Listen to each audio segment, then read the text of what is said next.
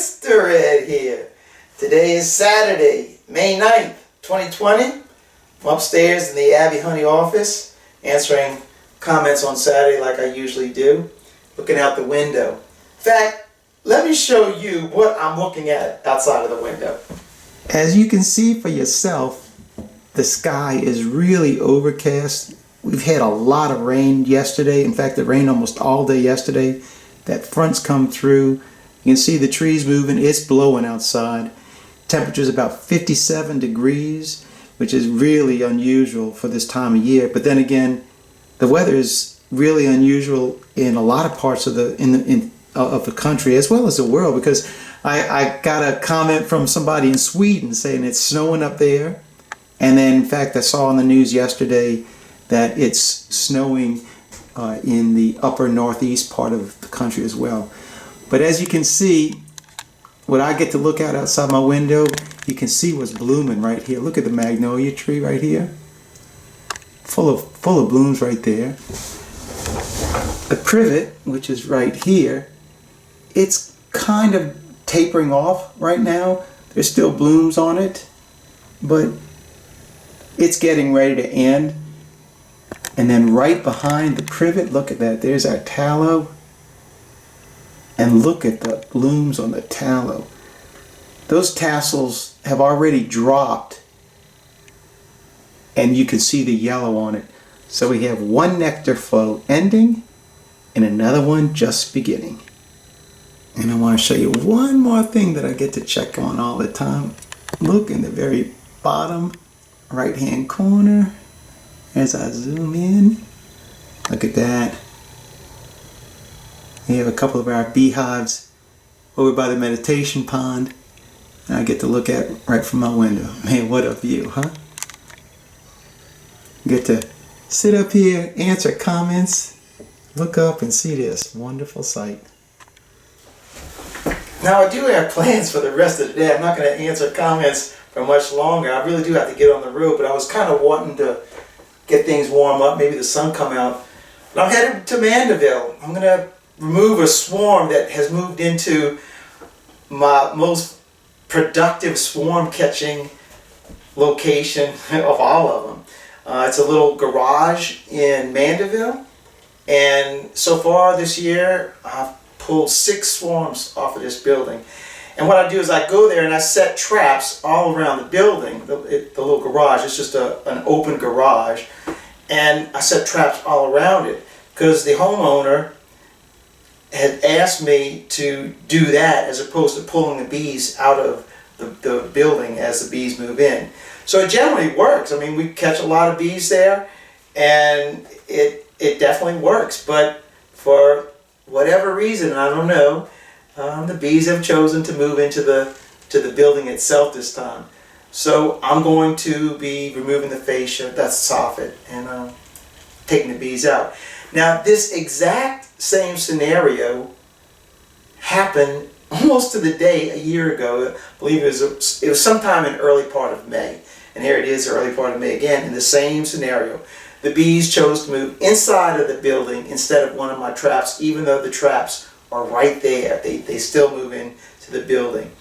And why they do this, I don't know. In fact, why they choose this one building as opposed to any place else, I don't know. It's a very residential area, and all the buildings look the same. It's almost all a rental area. They're all doubles or singles, and the houses are almost identical. The garages, yet this one garage keeps attracting bees year after year after year, which is okay with me. And I don't know why the bees are attracted to this one building. And in truth, I don't even have to know why. I just know that they are, and so I'll go and remove them. And that's the only thing that really matters to me. So I've been putting traps here for years, catching swarms for years, and today we're going to go ahead and do another removal of a swarm that's just moved in. Like I said, this same event happened a year ago, almost to the date, and I don't want today to have the same results as that time did. I guess the view is over. So I don't want to tell you what happened on that occasion. In fact, I'll list the link to that video that I made on that in the description. You can go there and check that out. So to prevent what happened last time, I'm going to use the vacuum cleaner. We're going to vacuum these bees up. It should be a very straightforward removal. Remove the soffit. Bees should be right there in the beginning. I should vacuum them up, and it should be a kind of like a real quick job. When I went out and looked at the bees sometime during the week, the signature on the bees that the thermal camera gave us, it was pretty nice. It was a good glow. So it may be another large swarm. We'll find out. But either way, I'm headed over there as soon as I get the van loaded up, because I'm finished with these comments now. I got to get going. As soon as I get the van loaded up, headed over there and pull that soffit down and see what we're looking at. Let's go wrangle some bees, huh? And as we approach the stop sign right here, we're gonna make our turn, and then I'll show you all those garages that look exactly the same.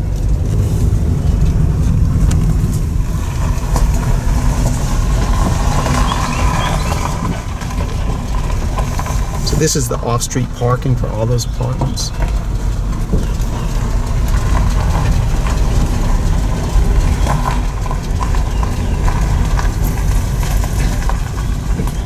And there is our garage right there. And behind that man, you can see our traps sitting on it.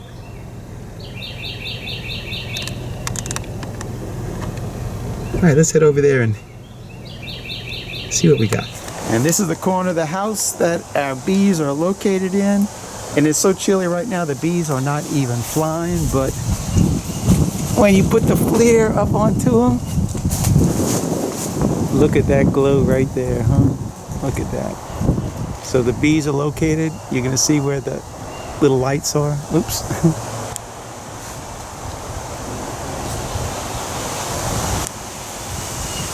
Well, the flare does not lie about where the bees are. And check out where the bees are. That is a good signature right there. Look where the bees are. Here's our two dots. They're in the soffit. So I'm going to take down the little trim right here, remove that soffit, and start vacuuming bees. Now, one thing I will say, that when you start vacuuming those bees here, they're going to want to move through that floor space into the joist, behind the joist, inside of this area of the ceiling right here. But if they do that, I've got my honey robber and we'll push them out. Just take down this trim and vacuum up some bees. I've taken down that little piece of trim up there, and look at that. Those suckers have already built comb in there, and it's been less than 7 days. All right, let's pull down that piece of soffit and see what we're looking at, huh?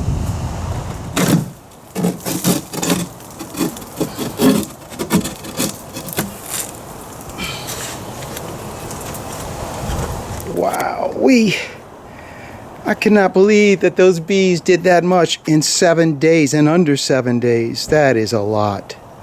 So what had started out as a simple remove a swarm that just moved in is now turned into a full removal. Look at all the comb in there. Mm-hmm. Wow, all right, I'm gonna start the vacuum cleaner up and start vacuuming bees. Oh yeah, before I do that, this is the setup I'm using with my ladder, and then I spread a tarp on the ground. The reason I spread the tarp on the ground is that any bees that would fall, and there are going to be bees that are going to fall, I can easily vacuum up. And most importantly, if our queen falls down there, she's not going to get lost in the grass.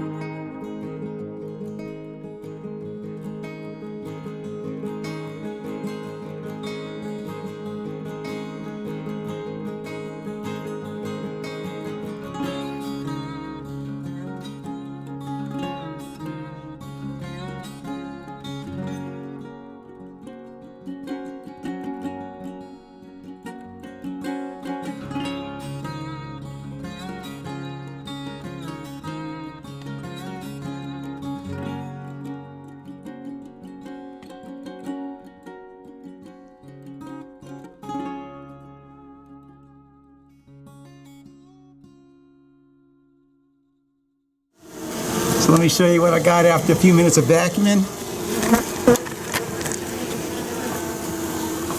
There's still some comb in there, but look at the cluster of bees.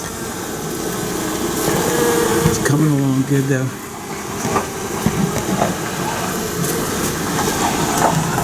I left these sections of comb right here just in case our queen would be up in the front. It would be easier to see her, but the chances of her being up there are pretty slim. And you can see it goes back a long ways, but fortunately the bees aren't running back there. Whew, grateful for that. Because there's that big old cluster of bees back there, I'm gonna go ahead and reach in there and start pulling out handfuls of them, and maybe we'll get lucky and get our queen on my hand and put her in the cage, huh? Let's see if that's gonna work for us.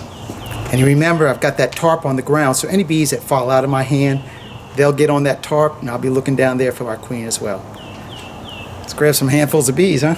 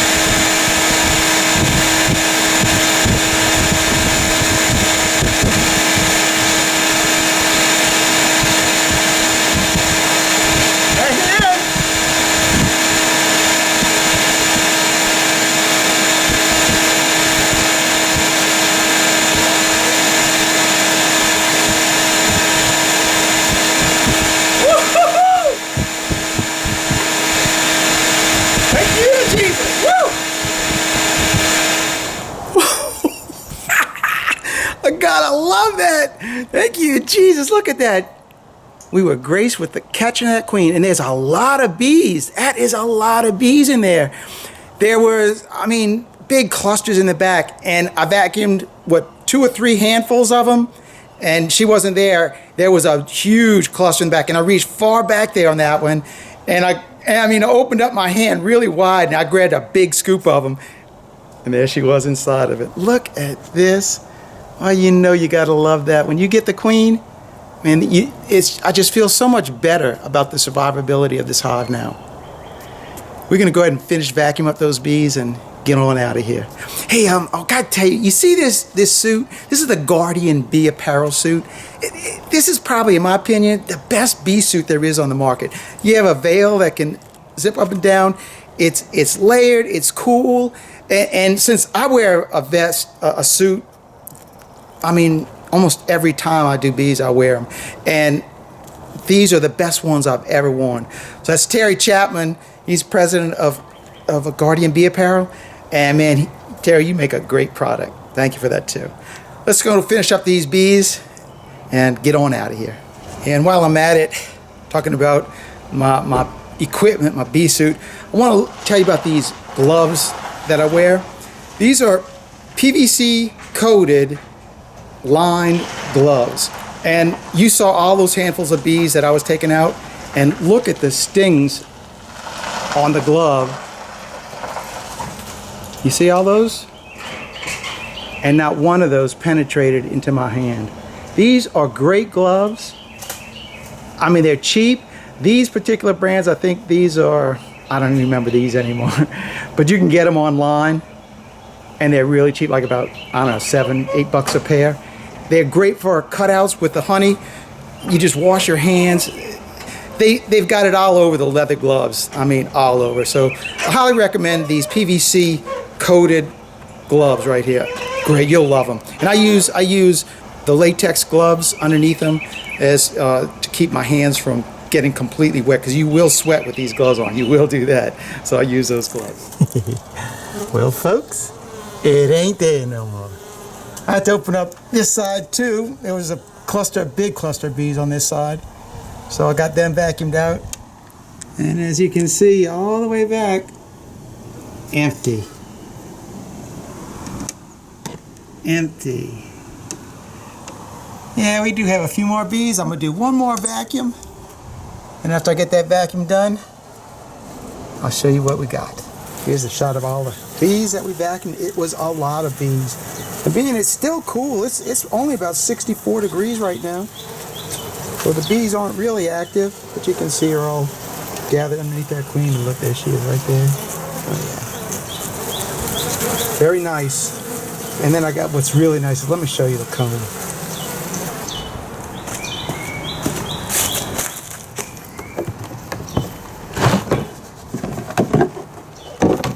Here's all of our comb, and believe it or not, it's all usable. I'll be able to frame all of this stuff up so the bees won't have lost anything. And there's lots of nectar. There is no brood in here.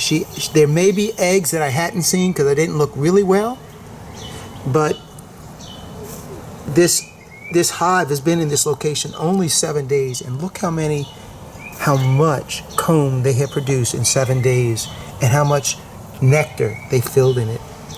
This cool weather really, I think, is working to my advantage today, because normally this comb would be very soft, and as cool as it is, it's staying firm. I'll be able to get this stuff framed up and put it into that box for them. Alright, let's wrap this thing up. Again, van's all loaded up, ready for the next adventure, but for right now, I'm headed back to the Abbey, get this comb framed up, and get these bees back onto it. It really was a lot more than what I was expecting today, but then again, so many of the times I go out, it's always more than what you would expect to find. And this is just, I guess it's just typical to happen like that. But anyway, I'm grateful that God blessed me with this adventure and all the ones in my future. So thanks for watching. Keep on watching, and I'll be making more. God bless. Mr. Ed, I'm out of here until the next video.